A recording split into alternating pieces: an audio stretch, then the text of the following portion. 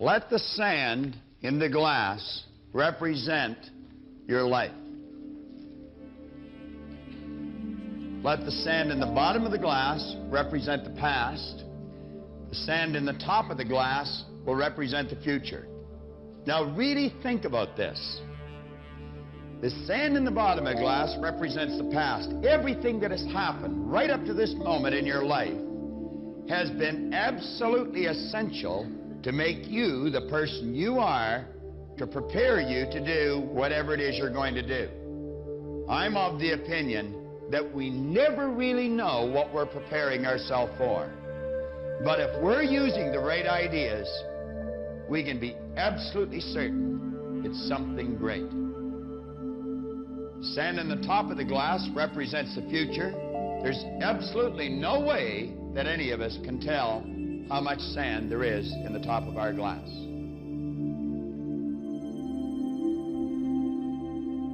You know,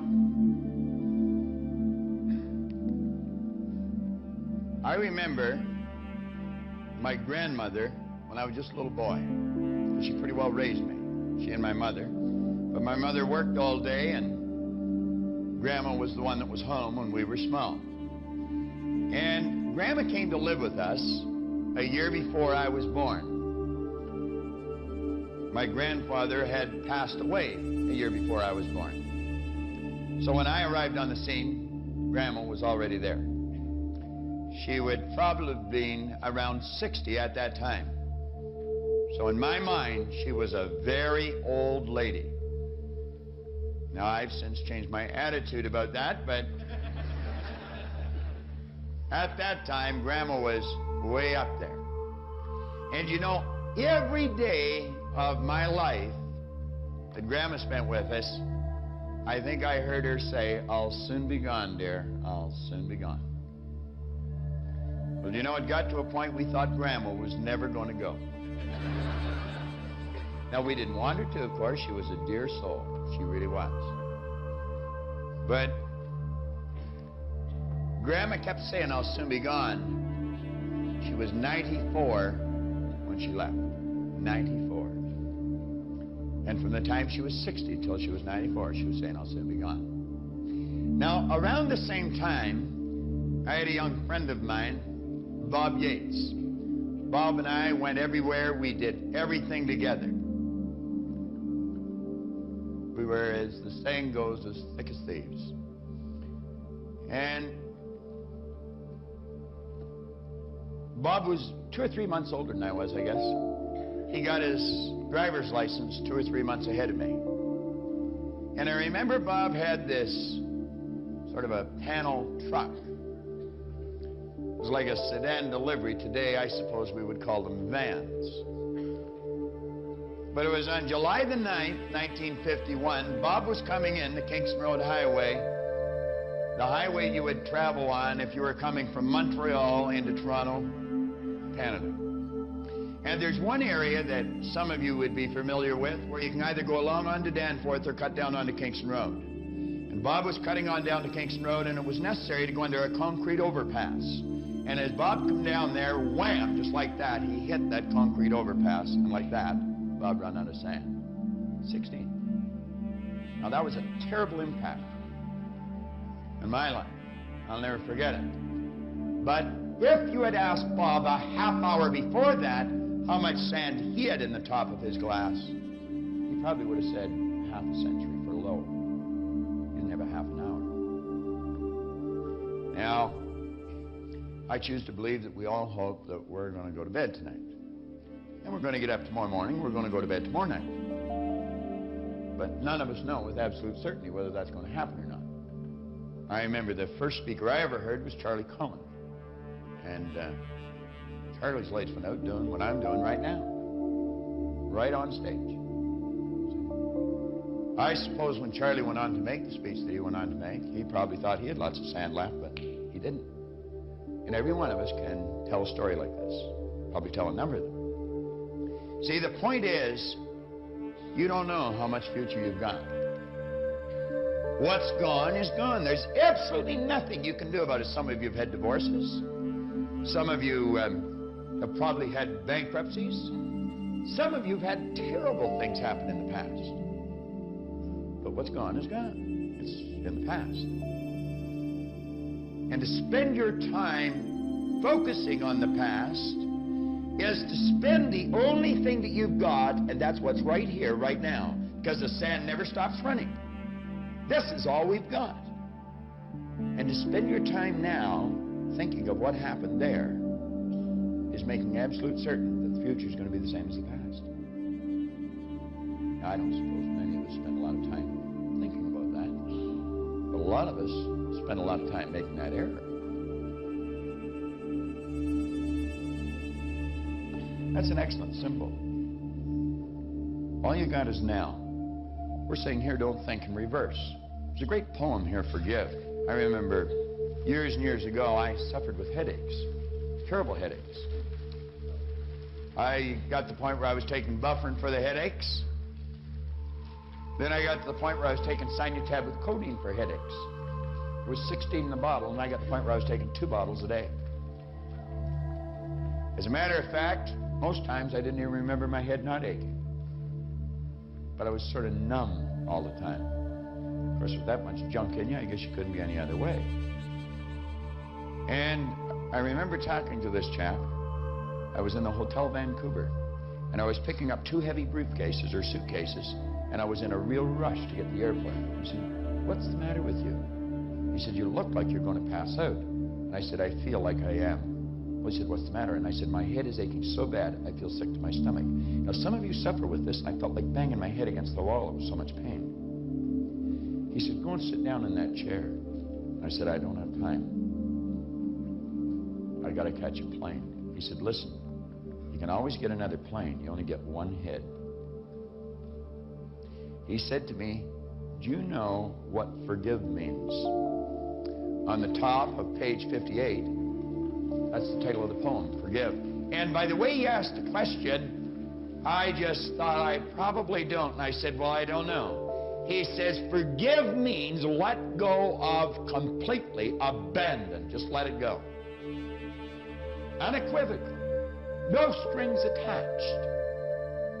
Now he said, if you want to rid yourself of headaches, just forgive all thoughts that are on your mind. And you just listen to me. And he put me in a totally relaxed state. I felt better than I had felt for years. If you're suffering from headaches, take the relaxation tape out of your program and commit yourself to listen to it every day for 30 days. And as you let yourself get involved in that relaxation tape, you're going to forgive any thought that comes to your mind.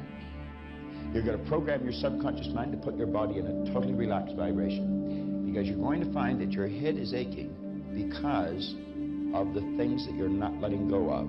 And it's causing tension, and it's causing an abnormal state of vibration of the cells in the brain, which causes the blood to rush to the head. And as you put yourself in a totally relaxed state, you'll soon become programmed to relax. I know that I would not be able to do what I do as often as I do it, and as long as I do it, if I wasn't relaxed. I am just as relaxed here in front of you, in front of this camera, as if I was sitting in my den patting Ginger, my dog. I am. For Linda's sake, or Libby, you see. We have 2 dogs. They accuse me of favoring one of them. Now, probably because I do. I think Ginger's prettier. Now, study that poem. Study the meaning of it.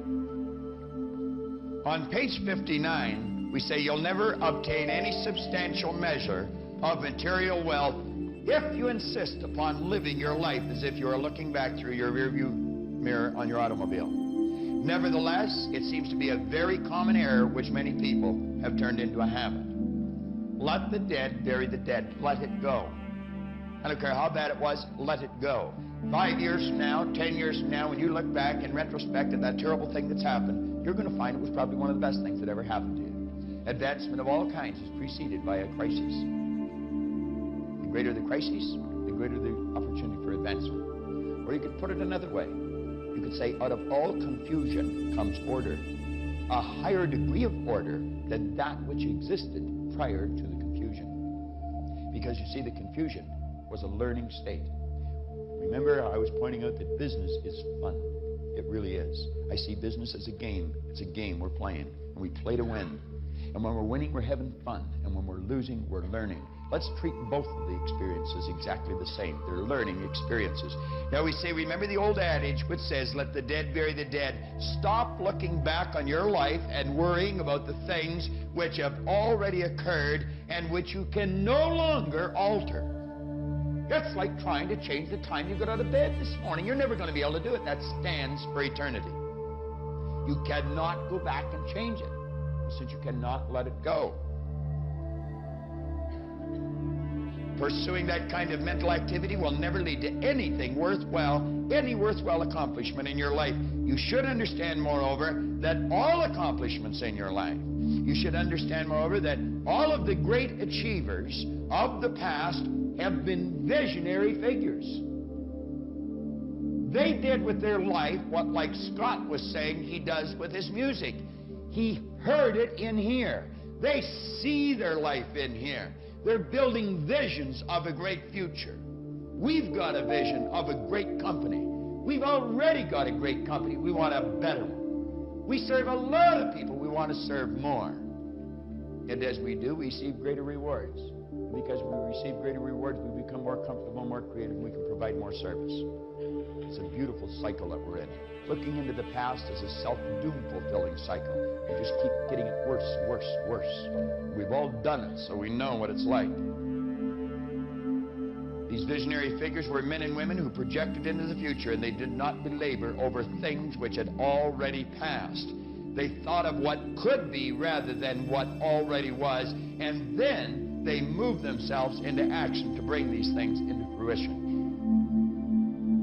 That quote at the bottom of the page, I should have actually given the person credit for it that said it. Life is either a series of endings or a series of beginnings, at the bottom of page 59. I went to a church service in Santa Ana, California.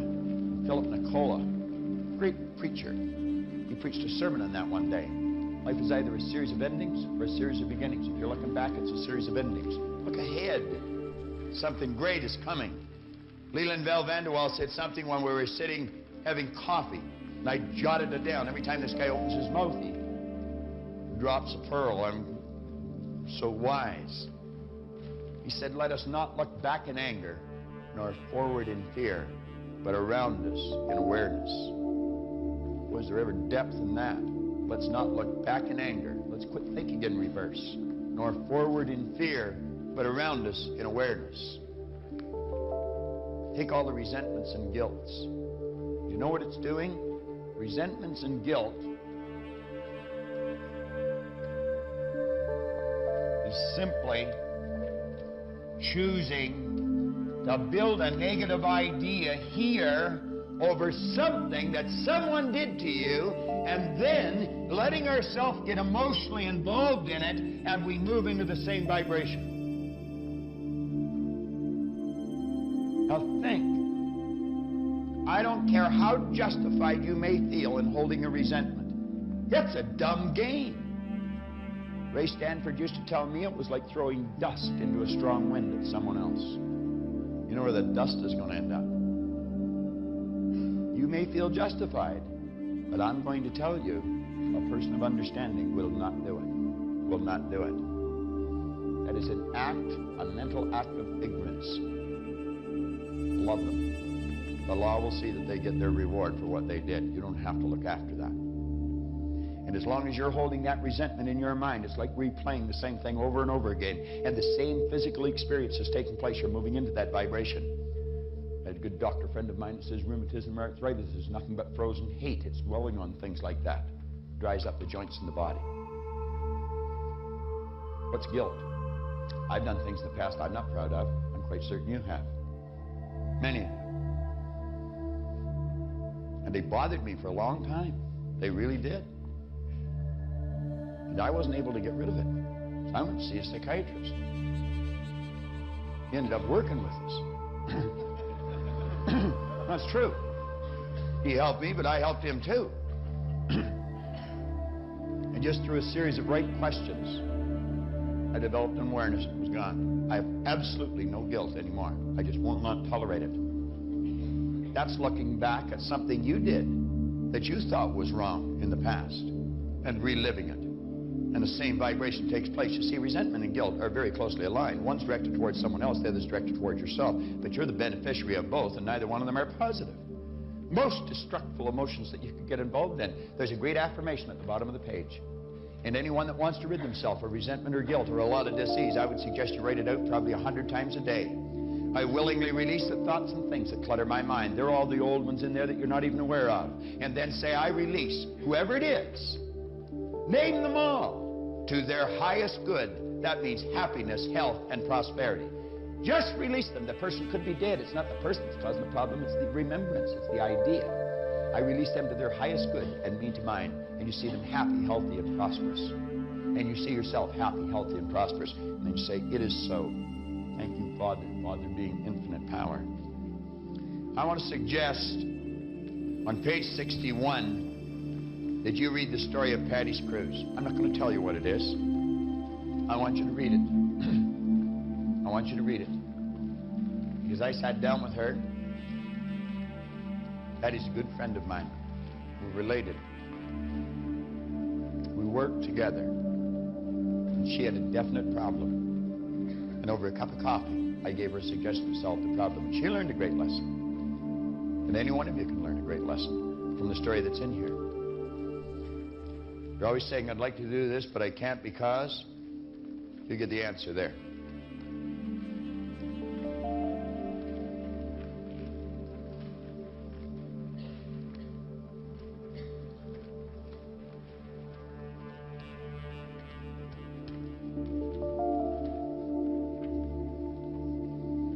Now on the next page, on page 62, if you have been guilty of allowing your sales sheet, your bank account, or the x-rays your doctor takes of your body control the way you feel or think or view your sales, your financial position, or your health, I can assure you that just as certain as it's going to get dark tonight, there will not be any marked improvement in your life in any of these areas. There won't be. What did Paul Hutsey tell me? What did he tell you? He's been in the business 38 years. He's been in management 35. When I sat down and talked with him, he had been in the business 24 years, and he had been in management 22. And he said, I know I can get better results, and I don't know why I'm not. I know I'm a good person. I know my people are good people. But he said, I don't know why I'm not doing it. I said, I can tell you in about 15 minutes. I said, Paul, you're thinking in reverse. You're letting the sales sheet control everything in your life, and you're creating more of the same. It's not changing. I said, you got to quit doing that. You got to realize that the results you're getting has been controlled by the way you think. And I said, what you want to do is keep your mind on a higher image rather than a lower concern. You take this magnificent power and you build the picture in here that you want. And you let yourself get emotionally involved in that picture. And I said, Paul, it'll happen so fast, it'll make your head spin. What did he tell you? In 9 months, he went to the top of the company.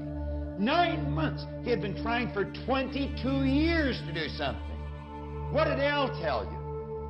18,000 to 500. I was saying to someone downstairs, you know, I used to read these stories in the books when I first started, and I thought, oh, this can't be true. Go follow these people. Talk to them. That's why we brought Paul Hutsey in here. That's why we've had the various people stand up that we know that changes have taken place and come back to these seminars. And they keep coming back, and they keep coming back. That's why you should keep watching what you're looking at. On page 63, these are just action lessons. I want you to take the chapter on Don't Think in Reverse. And I would suggest that you read it over a few times and ask yourself, what did I learn from this chapter? What did I learn from it? I would suggest you take your own voice and you narrate that chapter and the one John just went through on the razor's edge. Put them on tape. You've got a tape in your folder for your own affirmations, your own commitments, and your own goals. Take that tape and record it. Some people come to me and say, there's nothing on this tape. You know what they're saying? I'm not thinking, I'm not reading. I'm not listening, I'm not looking, and I'm not doing what the program tells me to do. Take that tape and record your commitments. Record your goals. Record your affirmations, your positive statements to yourself. And in your own voice. Dave Mifsud was telling me one day, he says, what an excellent idea. He said, your own voice, one that you trust. But Dave was really saying, I trust my own voice. Some people don't, you know, Dave. Read that lesson over and ask yourself what you learned from it. Now, the last lesson is a classic. I talked to a person here, right here in this spot, within the last couple of hours. And I told that person to focus in on this lesson. Focus in on this lesson. Now, I want you to think.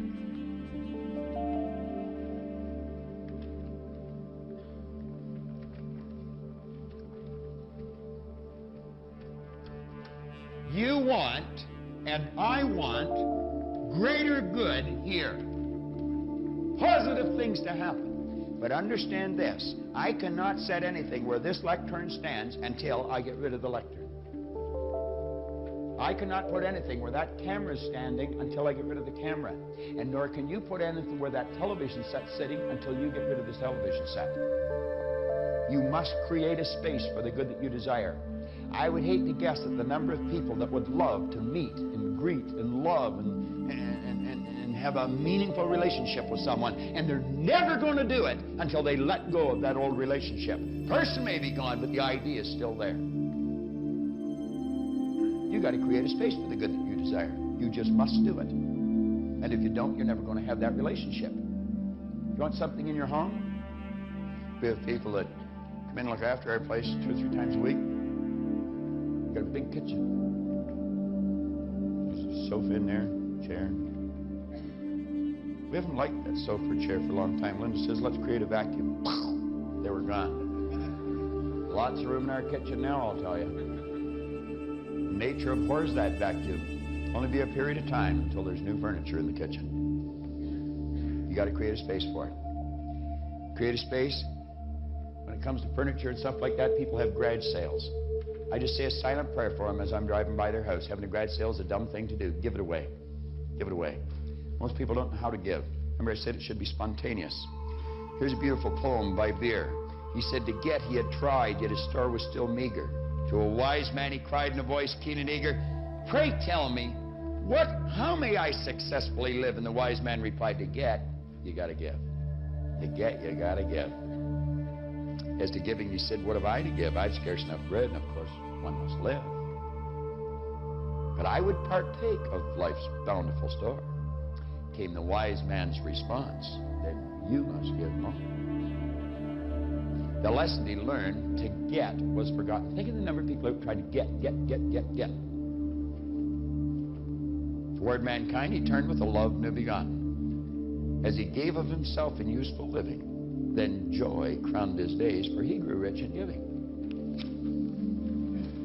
I like that lesson. I like giving things. I really do. I get a lot of satisfaction out of it. I've had people tell me from time to time, you give too much away. You couldn't possibly give too much away. What a dumb statement. What a dumb statement. You ought to take part of all you get and put it back where it came from. If a farmer doesn't do that, you're soon going to have a poor farmer. They are what you call dumb farmers. The farmer takes part of his crop, puts it back in the ground. And if you don't take part of all you receive and put it back where you got it from, you're not going to get much more. We hold on to old ideas. Why do we do all these things? We're insecure. We're insecure. Remember how physical we are? We got lots of physical things around us. We feel comfortable. Did you ever watch the advertisement on television that American Express have? See a young couple having a great time, nice music, and all of a sudden, we lost our credit cards! And you hear this voice, you have now American Express. And a calmness comes over. Did you ever drive downtown, you go to park your car, and you reach for your purse or put your hand in your pocket, and all of a sudden you see the purse in the table in the hall? You see the money on the dresser? Feeling of security in here, isn't it? Isn't it strange how we feel secure if we've got a few bucks on us? A little bit of paper. So dumb. Security's an inside thing. It's inside. And the more we learn about ourselves, the less we need all these things around us. Some people are real pack rats. Well, On page 67, we're talking about removing these mental blocks. You see, it not only works with physical things, it works with mental things. Because remember, the physical and the mental, the non-physical are all the same. And we must create a space for the good that we desire. In the book, you'll see that I dedicate this book to my Aunt Marg Moyer. I love her very much. She and I are very close friends. And Marg and Don, her husband and daughter's family, they came to the seminar. And when Marg first came, she said it was such an awakening for her. She'd always been so subservient. She never thought that she could have anything. And if she ever learned anything, I'm going to tell you, she learned this law. I was over at her house one day, and she was telling me how much she disliked her drapes. And I said, no, you don't, Marg. If you didn't like them, they wouldn't be there. I said, you only have around you the things you're in love with, in harmony with. She said, well, I don't love them. And I said, well, you really don't get rid of them. I said, have you never learned the law, the vacuum law of prosperity? Boy, I'm going to tell you, she locked into it. She got up and took the drapes down. Dawn was yelling, we haven't got any money to buy new ones. And I said, it won't be long until you have new ones there, Marg. You'll get sick of living in a fishbowl. She didn't listen to Dawn. The drapes were gone. I said, give them away. I went over one day, and there was beautiful new shears and new drapes on the window. She was so happy, and every time she looked at them, she felt good, instead of looking at the old ones and feeling bad. It wasn't too long, I went over there, and all the living room was empty. There was no furniture there. I'm telling you the truth. Then they went through the closet and cleaned the closets out, and pretty soon she had new clothes. Do you know now they live in a beautiful home, brand new home. They got rid of the home.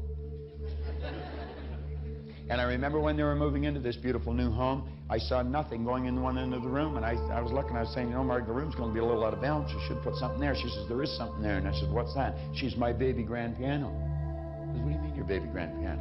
I said, you haven't got a baby grand piano. Oh, yes, I have. It's just not arrived yet. You know. You go into their house today, there's a beautiful baby grand there. You must create a space for the good that you desire. On page 69, I'm going to ask you to write down clothes closet under area. Clothes closet under area.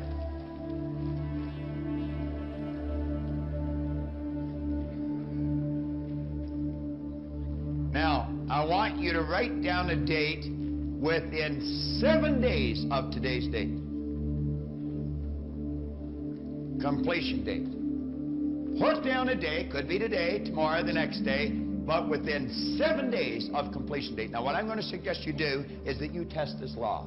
I'm going to suggest you go through your closet, and every piece of clothes or garment you pick up that you do not wear, you get rid of it. You just put it on the floor. And you're going to get to the point where you're going to grab one garment and you're going to have a difficult, it's almost like it's welded to the railing.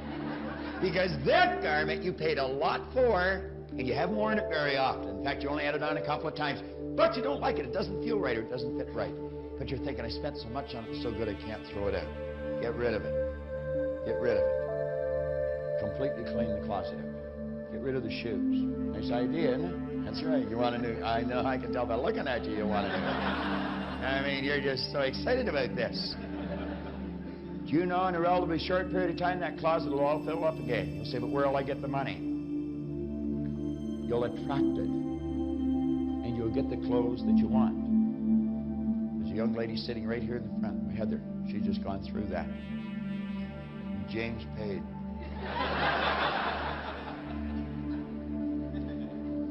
And then I want you to think of the other areas in your life that you want to get rid of things, different rooms. Some of you have a sofa you don't like. Get rid of it.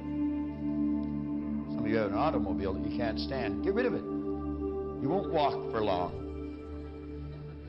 Now, on page 70, I want to suggest that you stop and think of some of the ideas that you had locked into your mind when you started to listen to this. I want you to write them down, and on the opposite page, write down the new idea that now you accept as the truth. Make up your mind that you are going to create a vacuum by letting go of that old idea and accepting the new idea. You study that vacuum law of prosperity chapter, and study it, and study it, and study it, and I guarantee you your life will be filled with beauty. Create a space for the good that you desire. I was talking to a manager of a sales operation. He was telling me he wanted more people working in his office. I said, do you have an empty desk? And he said, no. I said, you haven't got any space for one. I said, create a space for one. Get the desk. Put the phone on it. Put everything there that you need. And I said, before long, there'll be somebody behind the desk. And if you doubt me, you try it. If you doubt me, you try it. We're going to bring this thing in for a landing.